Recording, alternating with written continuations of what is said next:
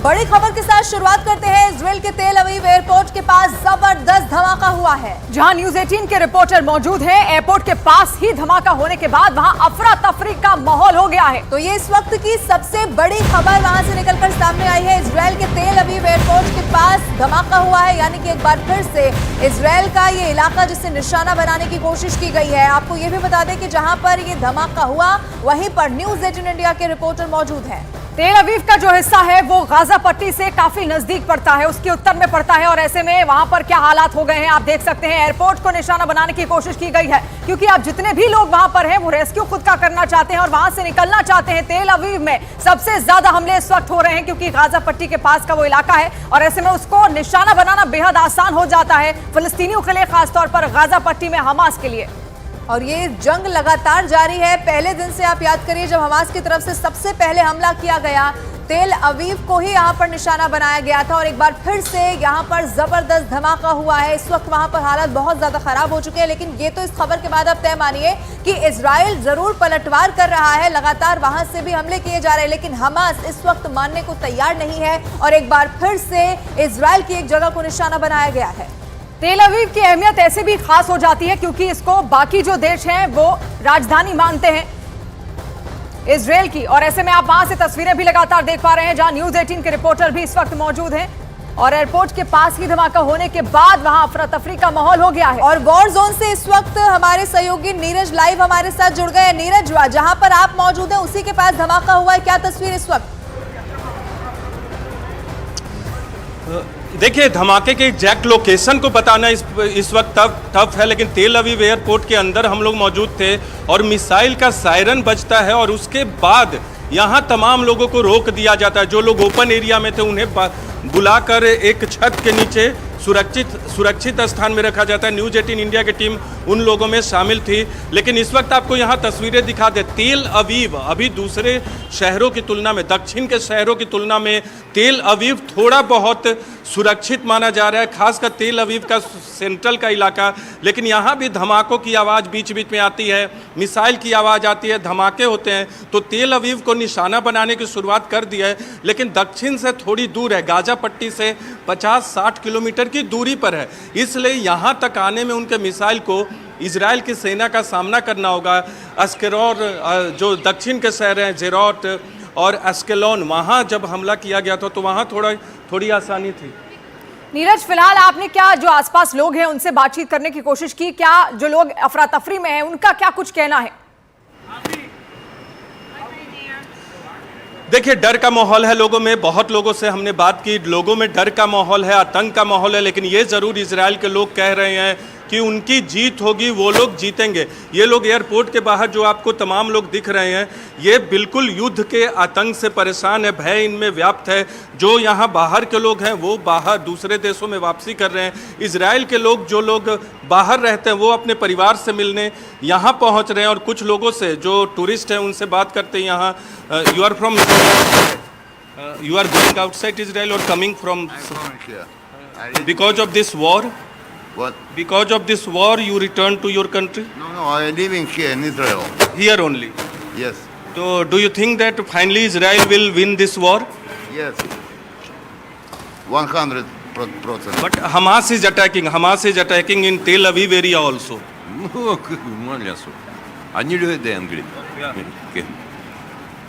तो you are fearful, concerned? जी नीरज, आपके पास हम वापस लौटेंगे और जैसा कि लोग भी वहां पर कह रहे हैं कि इजराइल इस जंग को जरूर जीतेगा, क्योंकि एक बड़ी मुसीबत उनके ऊपर यहां पर जरूर आन पड़ी है। लेकिन बहुत बड़ी खबर इस बीच निकलकर सामने आ रही है। इजराइल की सरकार ने एक बहुत बड़ा फैसला कर लिया है, ये बड़ी खबर है। वहां के रक्षा मंत्री ने कहा है कि गाजा पट्टी को पूरी तरीके से घेर लिया जाएगा और गाजा में हर तरह की सप्लाई को बंद कर दिया जाएगा। और उन्होंने दावा किया कि गाजा की बिजली, पानी, गैस सबको बंद कर देंगे। रक्षा मंत्री ने यह भी दावा किया है कि हमास के आतंकी जानवरों की तरह हैवानियत कर रहे हैं, तो उन्हें भी वैसा ही जवाब, यानी कि उन्हीं की भाषा में जवाब देने की तैयारी यहां पर पूरी तरीके से कर ली गई है। गाजा में बिजली, पानी, गैस सब कुछ बंद करने का ऐलान। तो इजराइल अपनी रणनीति पर काम करना उसने शुरू कर दिया है और उसकी रणनीति अब यहां पर बदले वाली जरूर होगी किसी भी तरीके से। जो हमला यहां पर हमास की ओर से किया गया है इजराइल पर, उसके लोगों पर, उसका बदला यहां पर गाजा पट्टी में जरूर लिया जाएगा। और पहले ही ऐलान किया जा चुका है कि वहां का जितनी भी बिजली, पानी, जो भी सुविधाएं उनको दी जा रही थी, वो तमाम चीजें बंद कर दी जाएंगी। इससे पहले भी आप देखिए, जो रिजर्व सैनिक थे उन्हें भी युद्ध में लौटने को कह दिया गया था। इजराइल ने ये साफ कर दिया है कि अब आगे आने वाले समय में कैसे अलग अलग ठिकाने ऐसे जिनको निशाना बनाना है।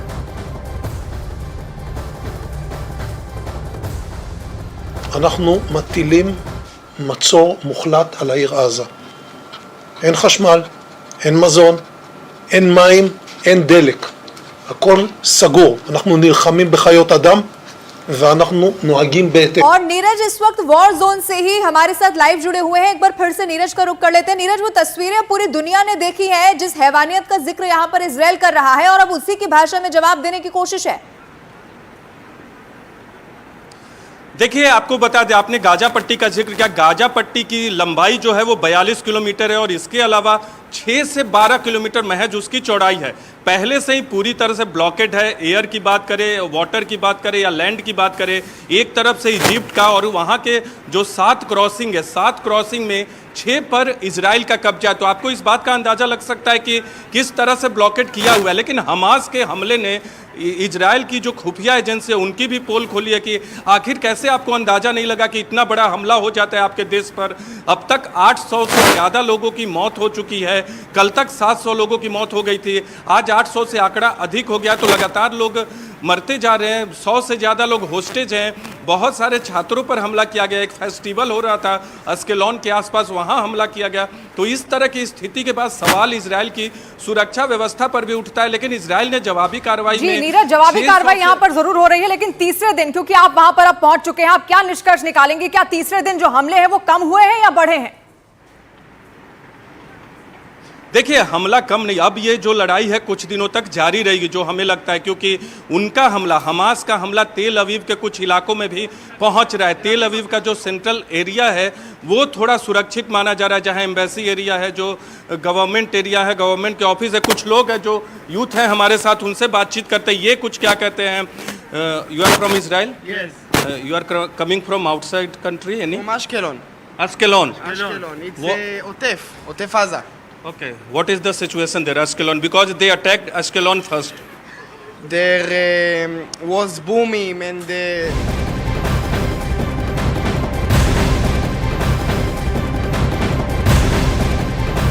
और इसी के साथ बड़ी खबर सामने आ रही है। इजराइल के पलटवार के बाद अब हमास के नेता बंकर और सुरंग में छिपे हुए हैं। इजराइल की ओर से हमास के ठिकानों पर लगातार कार्रवाई की जा रही है, हमले किए जा रहे हैं, जिसके बाद हमास के नेता बंकर और सुरंगों में छिप गए हैं। और बताया यह भी जा रहा है कि आतंकी संगठन अलकायदा और तालिबान के तर्ज पर हमास ने भी सुरंग और बंकर बना रखे हैं। और इन बंकरों की जानकारी और फोटो इजराइल के खुफिया एजेंसियों के पास है, जिसकी वजह से इन बंकरों के पास हमास के आतंकी को तैनात कर दिया गया है।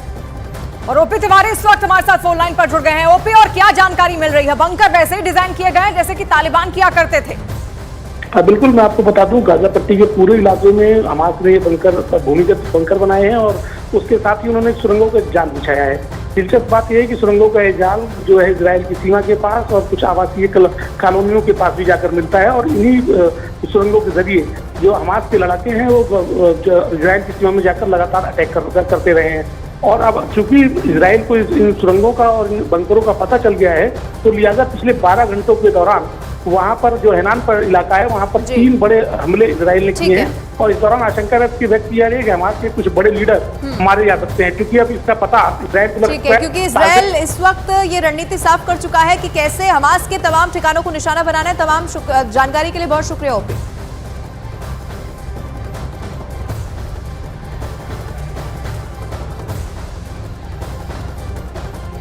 और देखिए, अब समझिए कि हमास की तरफ से पहले भी हमले किए गए हैं और इजराइल ने मुंहतोड़ जवाब दिया है, लेकिन यह सदी का सबसे बड़ा हमला अब तक का बताया जा रहा है। और हमास के हमले के बाद इजराइल भीषण तरीके से मुंहतोड़ जवाब यहां पर हमास को दे रहा है। गाजा पट्टी में भीषण एयर स्ट्राइक की गई है। हर तरफ तबाही ही तबाही का खौफनाक मंजर नजर आ रहा है। बहुमंजिला इमारतें जमींदोज हो गई है। हर तरफ सिर्फ और सिर्फ मलबा ही मलबा है। गाजा को रौंद रहा है इजराइल। इजरायली एयरफोर्स के द्वारा लगातार गाजा पट्टी पर बम बरसाए जा रहे हैं। इन हमलों में अब तक 500 से अधिक लोगों की मौत हो चुकी है, 3000 से अधिक लोग घायल हो चुके हैं। इजरायली प्रधानमंत्री बेंजामिन नेतन्याहू ने युद्ध की घोषणा कर दी। साथ ही उन्होंने कहा कि दुश्मन को भारी कीमत चुकानी होगी। नेतन्याहू ने टेलीविजन पर अपने संबोधन में कहा है कि हमास ऐसी कीमत चुकाएगा जैसा उसने सोचा भी ना होगा। Hundreds of terrorists that crossed from Gaza into Israel. They attacked dozens of Israeli communities and IDF bases, and then continued to drag into Gaza Israeli civilians and military personnel. There have been heavy barrages of rockets towards central Israel and southern Israel. More than 3,000 rockets have been fired at Israel. Hamas और Lebanon का Israel पर double attack.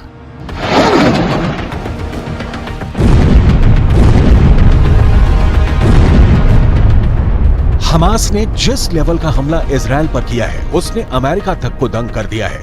किसी को समझ में नहीं आ रहा है कि बड़े और भीषण हमले की भनक इजरायल की खुफिया एजेंसी मोसाद को क्यों नहीं लगी। जानकारों के मुताबिक हमास का हमला मोसाद का अब तक का सबसे बड़ा फेल्योर साबित हुआ है। हमास के हमले ने इजरायल की खुफिया एजेंसी मोसाद और बॉर्डर सिक्योरिटी शिन बेट को भी मात दे दी। ये दोनों इजरायल को दुनिया में सबसे ताकतवर और सुरक्षित बनाती हैं। इस हमले के बाद अब इजरायली खुफिया एजेंसी मोसाद फिर एक्टिव हो गई है। एजेंसी के पूर्व प्रमुख एफ्रेम हेलेवी ने बताया कि हमला पूरी तरह से आश्चर्यजनक था और इसकी जानकारी या भनक इजरायल में किसी को भी नहीं थी।